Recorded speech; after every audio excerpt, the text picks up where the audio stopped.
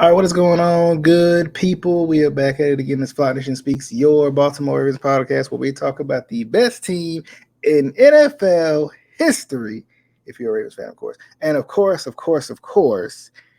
if you are also, well, I guess formerly, your quarterback was the highest paid quarterback until today. But first things first, I'm your host, DJ, and as always, Fly Nation Speaks on all major podcasting platforms, your favorites. So be sure to add me to your favorites, to your queue and everything, where all your sports podcasts are, ingested or listened to or watched or whatever y'all do. Be sure to add me to it. But real quick question for y'all, real quick before we get into this. Y'all know the news. Y'all heard the news. But we'll jump into it. But thinking about starting a new segment, kind of like let me comparing the Ravens to certain different things like pizza toppings, soda drinks, stuff like that. So let me know what should I compare the Ravens to, right? What should I compare one Odell Beckham to? What y'all think? Have a little fun with it. Just have a good time with it. See what y'all think. See if y'all laugh a little bit. And then if y'all don't, we'll see what happens. All right. But anyway, Justin Herbert, right? Justin Herbert done hit Page Street. Okay, the man has gotten his money, and now he is the highest paid quarterback in the league. 5-year deal, staying with the Chargers. 5 years, $262 million of them things. I mean, hey, can you just pass me just one? Just one. I'll take one of them. Just one. It ain't gonna be. Like, it won't even be a dent. It won't even be a dent. He just give me one. Just one, Justin. Okay, just one. Anyway, I mean, we'll see. We'll get back to him on that. But I will say, shout out to Justin Herbert. I know I have been awfully critical of Justin Herbert over the years, but I do want to see Justin Herbert be successful. I do want to see Justin Herbert have success in the league and be good, but not at the expense of one Lamar Jackson and the Baltimore Ravens. So I will preface that statement with that. I do want to see Justin Herbert do well. I'm glad he got his money. I'm excited for him. Hopefully it's going to continue to propel him into the upper echelon of quarterbacks, as he's already kind of shown with his skills at least.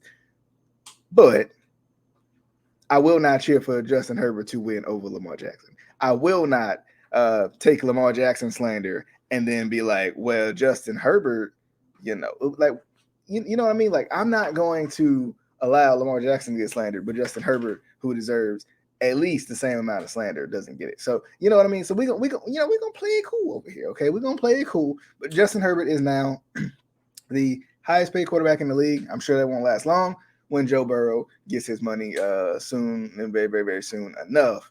Once again, didn't necessarily reach the Watson number when it came to guarantees. It don't even say right here because I'm looking at Schefter's tweet.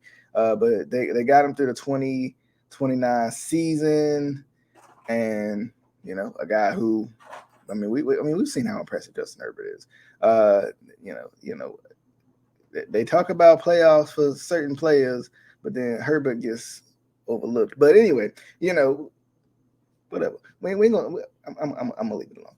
But I will say, it's one of those things where I feel like with Herbert, I feel like he's really good, right? I feel like he's really good. I'm trying to find the guaranteed money, but I don't see it. Because it wasn't 260, it wasn't 262. It was lower. His guarantee was 260. His total after everything was 262. But it'll be interesting to see what he does this year. I know he's probably got a chip on his shoulder. I'm sure he doesn't talk a lot, doesn't say a lot. So it'll be interesting. Warren Sharp put it out, kind of comparing the numbers. Jalen Hurts 5 years for 255, Lamar Jackson 5 years for 260, and Justin Herbert 5 years for 262.5. Yeah, can't forget that 0.5. And of course, he put Joe Burrow is next after the fact too. So be interesting. We know Burrow's gonna get his money very, very soon. But anywho, let's talk about training camp real quick, because the players are here. I know Odell, he arrived today.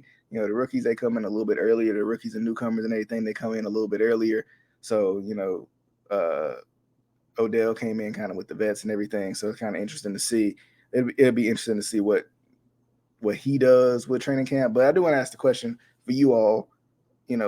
what do you guys think? Like who are you guys most looking forward to? Who do you want to see some impressive things out of camp? You want to hear some impressive things, see some impressive things from these players out of camp. I'll tell you, one offensive, one defensive. All right, one offensive, one defensive for me. Y'all leave it down in the comments below what you think. Like, who is it for you that you like? That guy got to impress me, right? If I'm a coach, I'm not, but if I'm a coach, he got to impress me, right? Offensively and defensively. So I think offensively, I would say Bateman, right? I would say Rashad Bateman, because at first he wasn't going to report to camp for whatever reason, and now turns out he is going to report to camp. So that to see what he's going to do, to see how he looks, to see how he had a little setback, I think, with his injuries and everything like that, with the foot, because it's just not something, the Lisfranc is not something that you just pop back up and you back at 100%. It's one of those things that takes time. So with Bateman, I want to see how healthy he is, right? I want to see, kind of like I talked about before in that video. In the video from the last couple weeks, I was saying, like, Bateman got to take everything to heart, and I think he should. I think Bateman. I don't think Bateman should overwork himself, but I think he should take everything to heart and prove everybody wrong, because this is the time for Rashad Bateman to do such a thing and prove everybody wrong that he is that guy, right? You might have drafted Zay Flowers, I don't care, right? You grabbed Odell Beckham, I don't care. You thought about DeAndre Hopkins, I don't care, right? I'm the guy. It's me. I'm the guy. That's me. But I think Bateman needs to do that. I think Bateman needs to be the guy who says, "Hey, this I'm still wide receiver one." On defense, let's see. I'm it's a toss up, right? It's a toss up. I'm going to pick one, but it is a toss up between David Ojabo, right, and Odafe Oweh, right? Because with David Ojabo, you want to see him be healthy. Right, you want to see what a healthy David Ojabo looks like. You want to see, this is what's been missing from the Ravens for the past couple of years. It ain't been corner, it ain't been safety, it ain't been linebacker, it's been pass rush, right? Whether it be the big uglies up front with the defensive line, or it's your rush linebackers. We've seen it. We know what the struggles have been, and pass rush has been one. And we hoping that with a healthy David Ojabo, that it's going to be really good. And that's why I think I'm not leaning towards looking at him too much. He won B. I'm still looking at him a little bit, but the one guy I'm looking at is Odafe Oweh, right? Because Oweh took a step back last year. He took a step back. He took a step back on snaps and how much he played, how much I think the defense trusted him to be out there in big moments.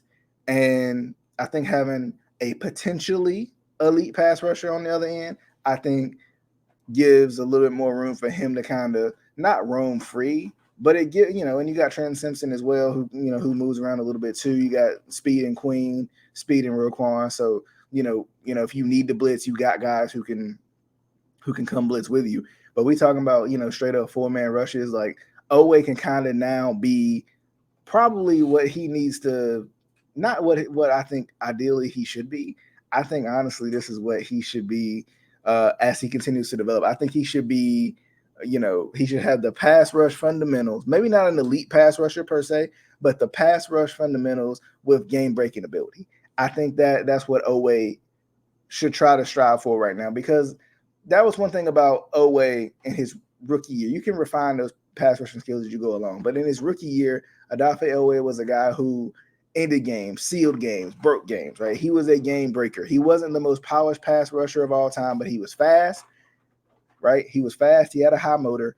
And at the same time, he came out there and he ended games. We remember Kansas City, right? We remember what happened in that game. That game looked like it was over. Once again, Kansas City was going to get us. And then Odafe Oweh comes to the rescue, right? So if he can be a guy who can step up, and show that, I haven't necessarily lost a step. Last year, it was the terrible twos for me, right? Last year was a sophomore slump for me, but now, this year I'm going to be back. I think paired him with Ojabo and potentially another veteran pass rusher at some point throughout the rest of this offseason, I think, and the young guys as well, and the defensive line, I think could be really good for this pass rush, for this team, for Odafe Oweh. So my two guys I'm looking for defensively, Odafe Oweh, and offensively, Rashad Bateman. So I want to know who you guys think. What you guys thinking out there? Like, are you who are you looking at offensively and defensively? Maybe special teams. New long snapper.